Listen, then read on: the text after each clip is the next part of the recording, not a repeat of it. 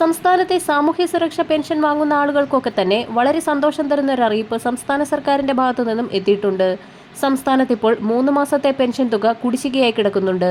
ആ ഒരു പെൻഷൻ തുകയിൽ നിന്ന്, അതായത് കുടിശ്ശികയായി കിടക്കുന്ന പെൻഷൻ തുകയിൽ നിന്നും 1 മാസത്തെ പെൻഷൻ തുകയായ 1600 രൂപ കൂടി കൂട്ടിച്ചേർത്ത് ഡിസംബർ മാസത്തിലെ പെൻഷൻ വിതരണം ചെയ്യാൻ പോവുകയാണ്. കഴിഞ്ഞ 2023 മസ്റ്ററിംഗിന്റെ അടിസ്ഥാനത്തിലായിരുന്നു ഓഗസ്റ്റ് മാസം വരെ സംസ്ഥാന സർക്കാർ പെൻഷൻ നൽകിയിരുന്നത്. അതിനുശേഷം 2024 മസ്റ്ററിംഗ് ഒക്കെ തന്നെ പൂർത്തിയായിട്ടുണ്ട്. ഈ ഒരു 2024 മസ്റ്ററിംഗ് ലിസ്റ്റിൽ ഇടം പിടിച്ചിട്ടുള്ള, അല്ലെങ്കിൽ ഈ ലിസ്റ്റിൽ പേര് വന്നിട്ടുള്ള എല്ലാ ആളുകൾക്കും ഇത്തരത്തിൽ 3200 രൂപ വീതം എത്തിച്ചേരും. ഡിസംബർ മാസം 2ാം വാരത്തോടുകൂടി പെൻഷൻ വിതരണം ആരംഭിക്കുമ്പോൾ പെൻഷൻ കൈപ്പറ്റുന്നത് സേവിംഗ് ബാങ്ക് അക്കൗണ്ട് അല്ലാത്ത സീറോ ബാലൻസ് അക്കൗണ്ട് വഴിയാണ് എങ്കിൽ നമ്മൾ അത്തരത്തിലുള്ള ആളുകളൊക്കെ തന്നെ മനസ്സിലാക്കിയിരിക്കേണ്ട പ്രധാന കാര്യം, ഈ ഒരു അക്കൗണ്ടുകൾ വഴി ഒരു വർഷം നടക്കാവുന്നതിനേക്കാൾ കൂടുതൽ ഇടപാടുകൾ നടത്തിയിട്ടുണ്ട് എങ്കിൽ ഇത്തരത്തിലുള്ള ആളുകൾ എത്രയും പെട്ടെന്ന് തന്നെ ഈ ഒരു അക്കൗണ്ട് സേവിംഗ് ബാങ്ക് അക്കൗണ്ടാക്കി മാറ്റേണ്ടത് അത്യാവശ്യമാണ്.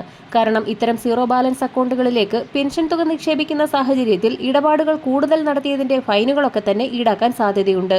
അപ്പോൾ പെൻഷൻ തുകയിൽ കുറവ് വരുന്നതായിരിക്കും. ഇത് ഒഴിവാക്കുന്നതിനായി ഇത്തരം അക്കൗണ്ടുകളൊക്കെ തന്നെ, സീറോ ബാലൻസ് അക്കൗണ്ടുകളൊക്കെ തന്നെ സേവിംഗ് ബാങ്ക് അക്കൗണ്ടുകളിലേക്ക് ചേഞ്ച് ചെയ്യുക. ഇതോടൊപ്പം തന്നെ 2 മാസത്തിലെ പെൻഷൻ തുക വിതരണം ചെയ്യുമ്പോൾ 8 ലക്ഷത്തോളം വരുന്ന കേന്ദ്രവിഹിതം കൂടി ചേർത്ത് പെൻഷൻ തുക കൈപ്പറ്റുന്ന ഗുണഭോക്താക്കൾക്ക് 400 മുതൽ 1000 രൂപ വരെയാണ് എത്തിച്ചേരുക. ഇങ്ങനെയുള്ള ഗുണഭോക്താക്കൾ ബാങ്ക് അക്കൗണ്ട് ആധാർ ലിങ്ക്ഡ് ആണോ എന്നുള്ള കാര്യവും പ്രത്യേകം ശ്രദ്ധിക്കുക. പെൻഷൻ വിതരണം നടത്തുന്നതിനായി സഹകരണ ബാങ്കുകളുടെ കൺസോർഷ്യത്തിൽ നിന്നും സംസ്ഥാന സർക്കാർ 3000 കോടി രൂപ ഈ ആഴ്ച വായ്പ എടുക്കും. തുക എത്തിച്ചേരുന്ന സാഹചര്യത്തിൽ വൈകാതെ തന്നെ പെൻഷൻ വിതരണവും ആരംഭിക്കും. വരും ദിവസങ്ങളിലെ പെൻഷൻ അറിയിപ്പുകൾക്കായി ചാനൽ സബ്സ്ക്രൈബ് ചെയ്യാൻ മറക്കാതിരിക്കുക.